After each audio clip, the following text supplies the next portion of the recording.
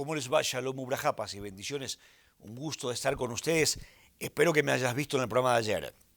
Estamos hablando de una época importante en Israel. Estamos hablando de algunos profetas de Israel.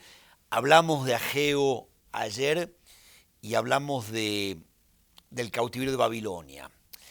Tal vez no lo pudiste ver, lo van a repetir el programa.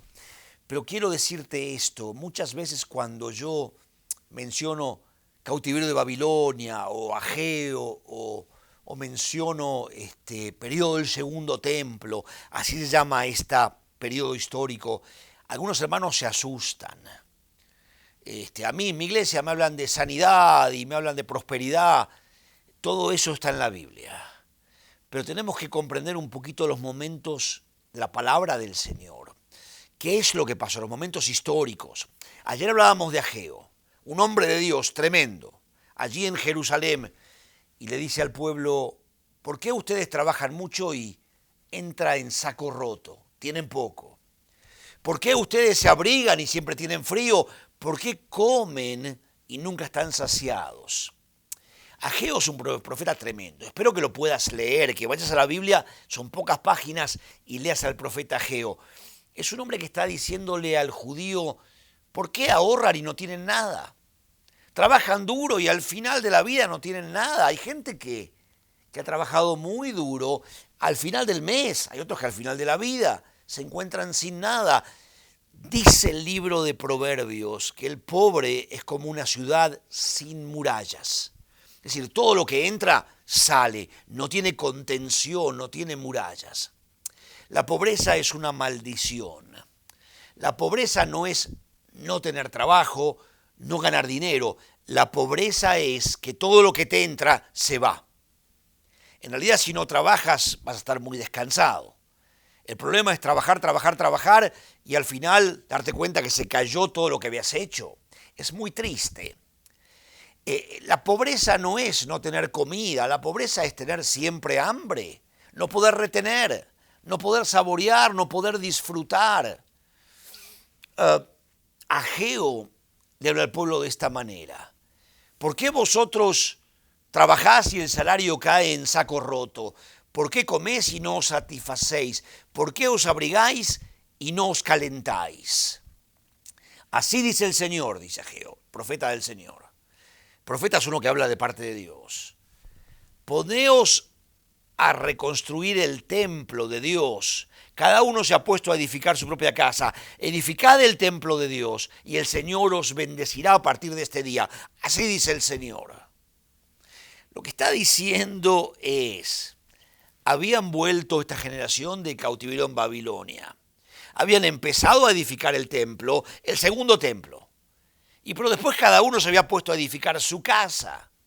Se había puesto a hacer sus casas porque estaban de vuelta de Babilonia, estaban de vuelta en la tierra de Israel y se olvidaron del templo. ¿Y sabes qué es el problema? El problema es que sin las cosas de Dios, la vida no tiene satisfacción. Y todo lo que te entra lo vas a gastar.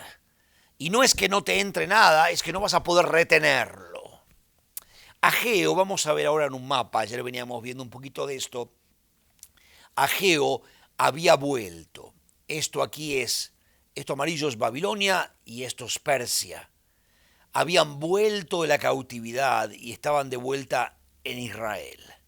La tierra de Israel acá chiquita que casi no se ve. Y cada uno había edificado sus casas y se habían olvidado del templo. Daniel, el profeta Daniel, había dicho, sobre la tierra vendrán 4 reinos. Primero vendrá el reino de Babilonia, y había destruido a Jerusalén y nos había llevado cautivos. Pero después vendrá el reino de Persia, exactamente como Daniel lo dijo. Acá está Persia, hoy en día es Irán, el nombre actual es Irán. Y vino Persia contra Israel y toda esta parte del Medio Oriente se convirtió en reinado persa. Llama la atención esto, primero venga Babilonia y después venga Persia. Llama la atención hoy en día, porque en aquel entonces lo que teníamos era la cuenta regresiva, el countdown, los gobiernos que iban a venir antes de la primera venida de Jesús. Iba a venir Babilonia, iba a venir Persia, Va a venir después Grecia y Roma. Y en ese tiempo el Señor viene en su primera llegada a la tierra. Llama la atención porque Israel surge como nación en 1948. Y hace un par de años tuvimos una guerra muy dura con Saddam Hussein, la guerra del Golfo. Pero ahora es Irán, ahora es la antigua Persia, la cual quiere armar la bomba atómica para destruir Israel. Los viejos enemigos de Israel vuelven a aparecer. Hoy en día estamos grabando este programa y es ya la segunda mitad, septiembre del 2015. La tensión del mundo, la tensión del mundo. Acá podemos hablar de Donald Trump y de las elecciones, pero la tensión del mundo realmente está en que Irán no forme la bomba atómica. El presidente Obama, me parece a mí que es más musulmán que otra cosa, y le permitió a Irán seguir con su proyecto nuclear. En Israel están muy preocupados. En Argentina hace años tuvimos un presidente que para llegar a ser presidente, Menem se llamaba, algunos de ustedes lo conocen, para llegar a ser presidente se hizo pasar por católico. En realidad era musulmán. El presidente de Argentina debe ser católico.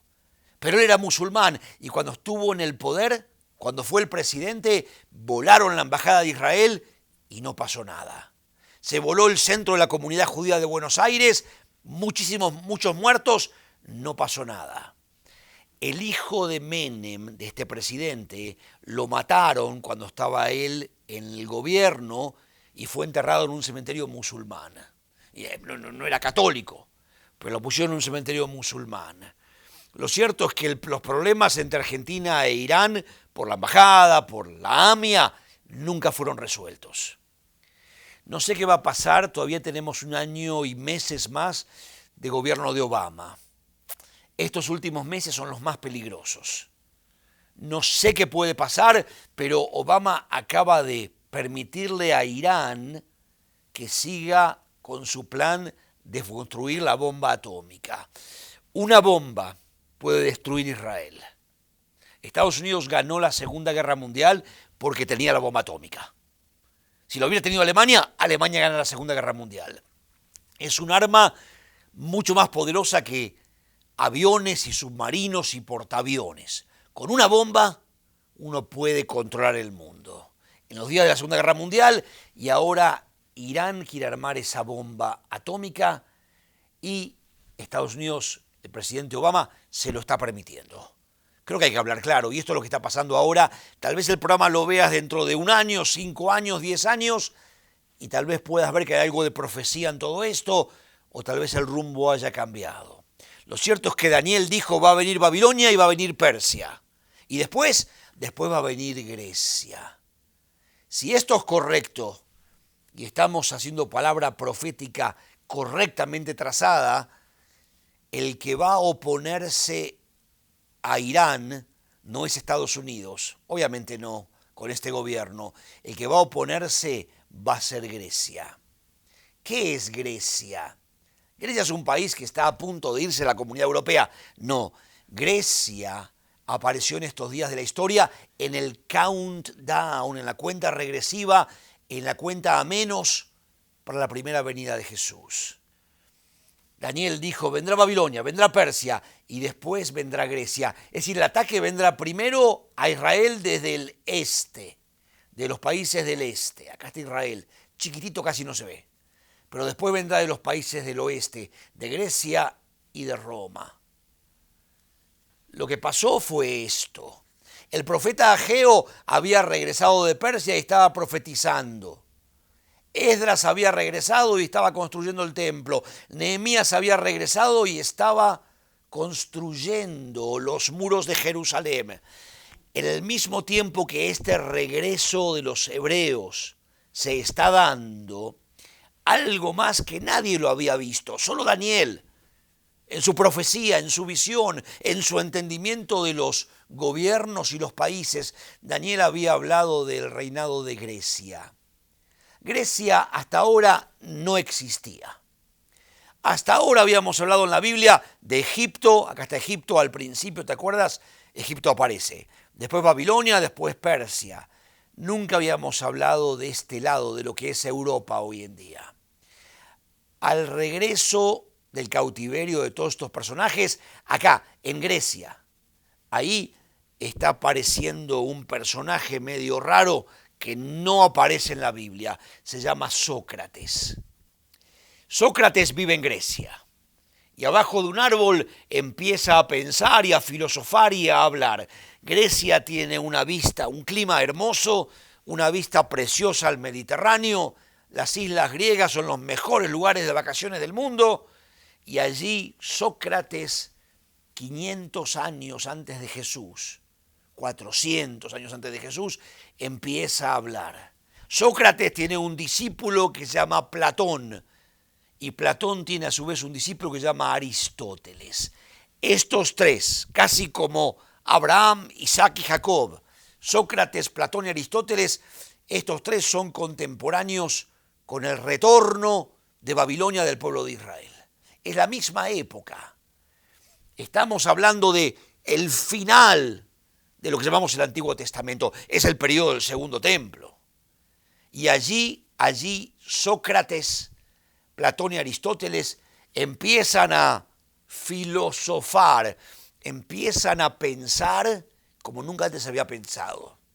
Y empiezan a desarrollar una manera de pensar tremendamente atractiva. Empiezan a crear todo lo que es el pensamiento y la cultura griega.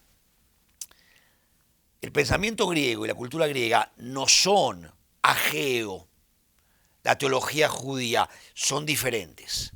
Y hoy en día tú y yo tenemos seguramente más influencia de Grecia que de Israel.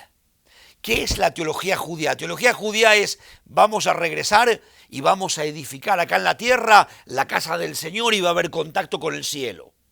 La Jerusalén celestial, la Jerusalén terrenal. El pensamiento judío es: ¿por qué tenéis pobreza? Porque te has olvidado de las cosas del Señor. En Grecia va a surgir estos filósofos y van a empezar a hablar ellos de la política. ¿Qué es la política y cómo debe ser gobernado un país? Y van a empezar a hablar de el cuerpo humano. El cuerpo humano para el judío, va a ser el templo del Espíritu Santo, es la casa donde el Señor vive, es santa. El cuerpo humano es lo que el Señor creó y va a la tierra por el pecado del hombre. En Grecia se va a empezar a ver el cuerpo humano como un templo perfecto y van a empezar los griegos a crear gimnasios. El gimnasio no viene del rey David, no viene de Israel, viene de Grecia. Y los griegos van a empezar a hablar de la proporción en el cuerpo. ¿Cuántas veces debe estar la cabeza en el torso? ¿Qué tan largos deben ser los brazos? Y empiezan a hablar de hermosura, de proporción y de belleza. El concepto que tú tienes, que yo tengo de belleza, cuando un actor de cine, cuando un rostro es hermoso, la moda, la belleza, el deporte, todo eso nos viene de Grecia. Grecia tiene un pensamiento tremendamente influyente, tremendamente atractivo. Si hoy en día tú vas al gimnasio y te quieres ver bien, es porque algún momento en Grecia se empezó a hablar de esto. En Israel, mira, el rostro, la cara, de acuerdo a las revistas de moda de hoy en día, la cara tiene que tener simetría. Si trazas una raya en el medio, tiene que haber simetría entre tu lado izquierdo y tu lado derecho, para que haya hermosura. Eso, la simetría, las proporciones, el concepto de belleza que tanto nos influye, todo eso viene de Grecia. ¿Sabes que las universidades, los diplomas, los estudios académicos no vienen de Israel? En Israel lo que queríamos era saber cómo conocer al Señor más. Es en Grecia que empiezan con las universidades y los doctorados. Has visto que las universidades se ven como templos griegos. Es Grecia todo esto. Sócrates, Platón y Aristóteles van a ser los padres de una cultura tremendamente atractiva que se llama como Grecia y que va a ser hoy en día, que después va a ser toda la comunidad europea. El pensamiento occidental, Grecia, Europa. Lo que Daniel se había dado cuenta es que después de Babilonia venía Persia. Babilonia y Persia nos atacaron con ejércitos. Fueron sobre Jerusalén y destruyeron a Jerusalén y se los llevaron a Daniel y a Ezequiel y a otros más cautivos. Vinieron con ejércitos. Grecia va a venir ahora. Pero Grecia no va a venir con ejércitos, con arma. Sí hay un general griego que se llama Alejandro Magno. Y va a venir para conquistar todo el Medio Oriente.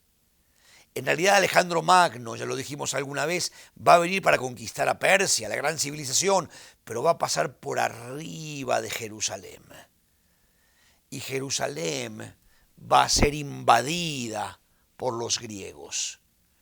En el período del segundo templo, después de Ageo, Zacarías y Malaquías, ahí que no están en el Antiguo Testamento y todavía no están en el Nuevo Testamento, en ese periodo va a ser el periodo intertestamentario, lo van a llamar los teólogos cristianos, es en realidad ese periodo, es el periodo griego.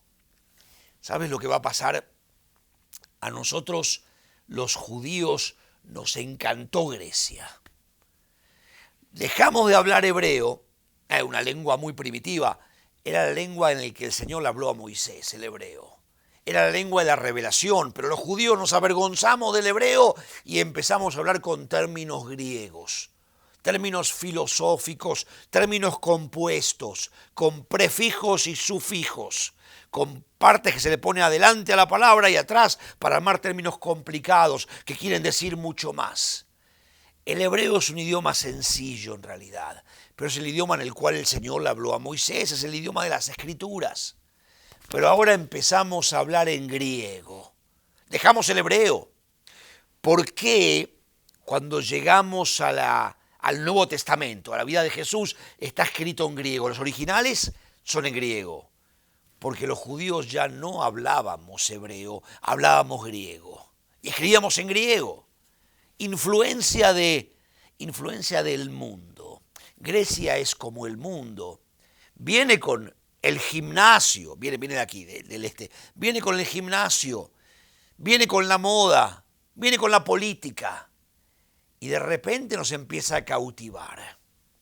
Pero ¿cómo es el ataque de Grecia? En aquel entonces y hoy también.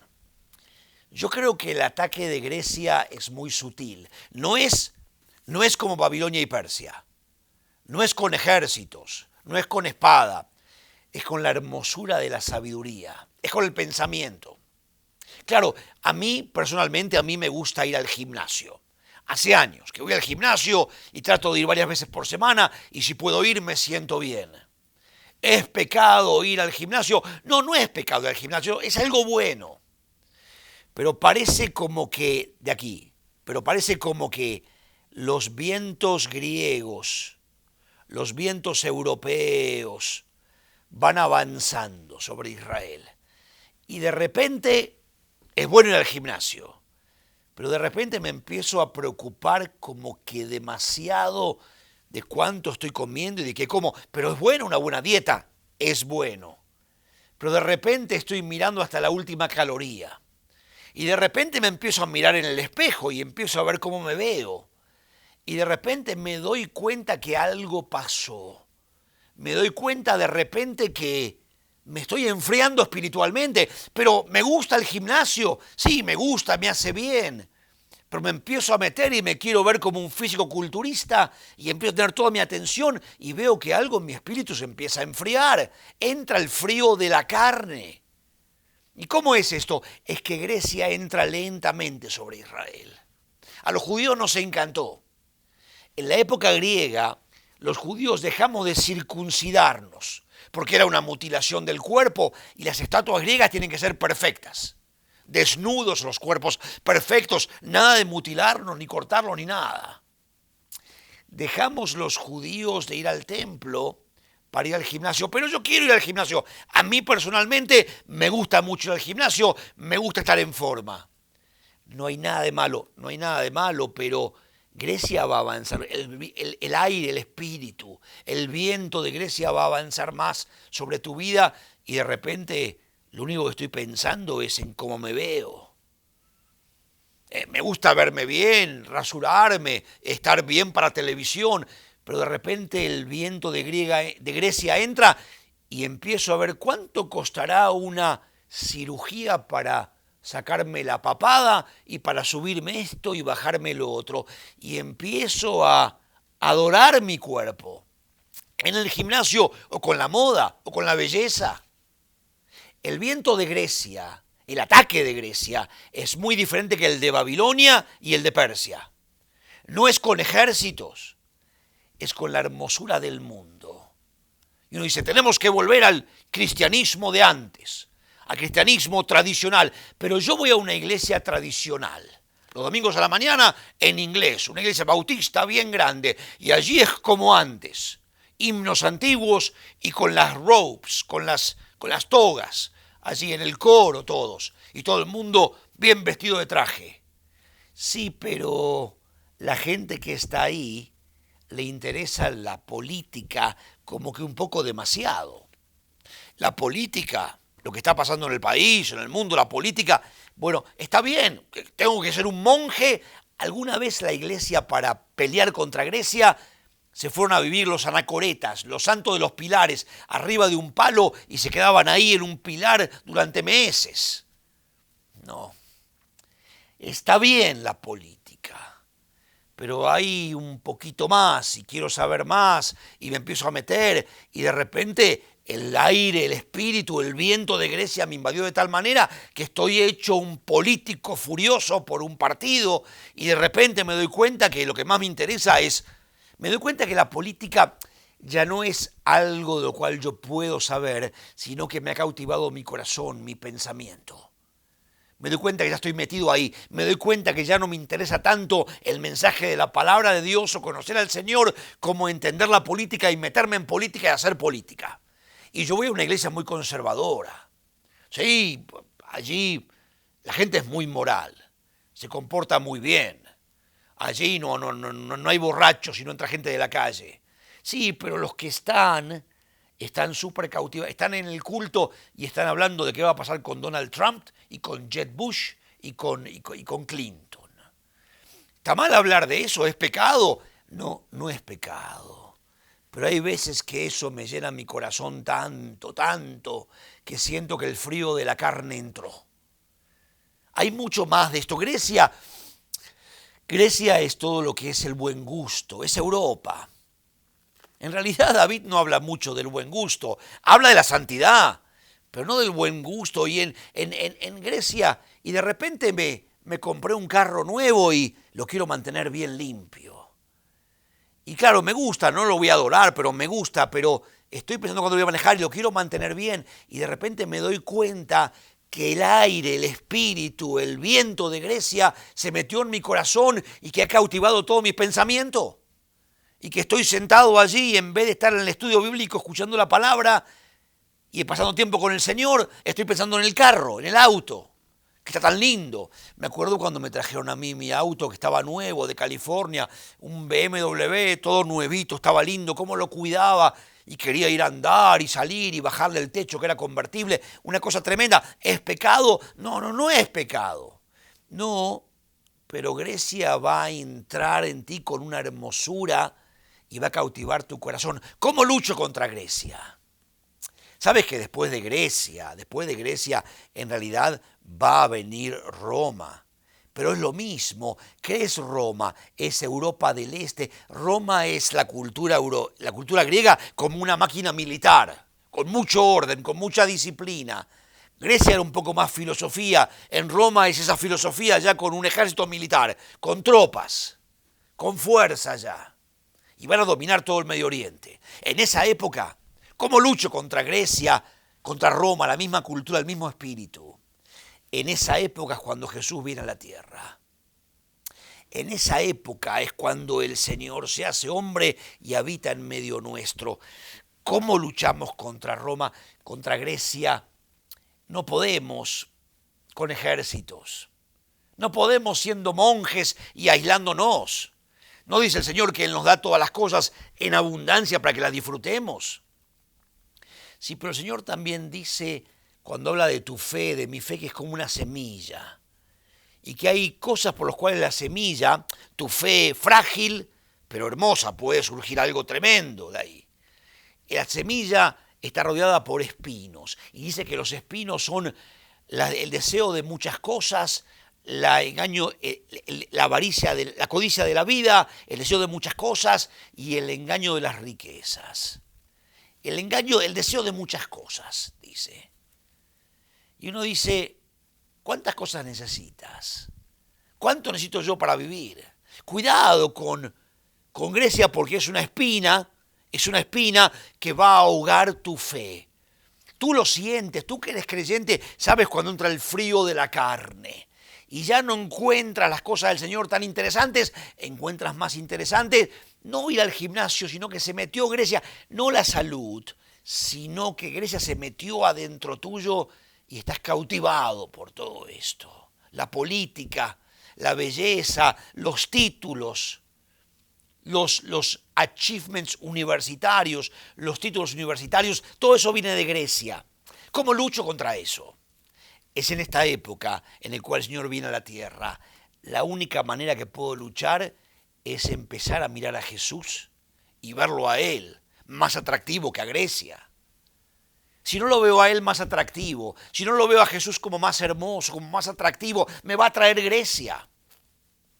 En el momento en el cual vino Grecia y vino Roma y nos conquistó, el Señor tuvo que venir a la tierra. No hay nada más atractivo que mirarlo a Jesús, ver a su persona, estudiarlo bien y verlo y entenderlo y meditar en Él y a veces leer un pasaje pequeño y uno se queda mirando al Señor, lo que Él hace, cómo Él se mueve. Y en ese momento me doy cuenta que me gusta el gimnasio, sí, no es pecado, puedo ir, pero que hay algo más hermoso que estarme todo el día mirando en el espejo para ver mi hermosura o el cuerpo, o la política. Sí, me interesa la política, quiero saber cómo anda todo y entender y ver qué es lo que está pasando, pero hay algo mucho más hermoso. Lo veo a Jesús y es muchísimo más hermoso. Mirá, el Señor Jesús, me temo yo a veces que no es el que nos lo contaron en la escuela dominical. El Señor Jesús en un momento, una sola vez, se fue del territorio de Israel. Y fue allí al norte y se encuentra con una mujer sirofenicia. ¿Sabes que los fenicios eran navegantes? Y la hija está endemoniada, era gente que estaba muy metida con culturas, con formas de vida muy sucias, con demonios, el navegante que va en los muchos mares. Y Jesús la trataba como perra. Pero no le dijo perra en realidad, no lo podemos arreglar, ahí dice que le llamó perra. Es que la limpieza del Señor, comparándola a veces con las cosas allí del mundo, es como es un perro, son sucias. Se me acabó el tiempo, tengo que hablar más de esto, pero son los imperios que vienen antes de la venida de Jesús. Y ahí vamos caminando. Que el Señor te bendiga. Shalom Ubrajá, paz y bendiciones, nos vemos en la próxima.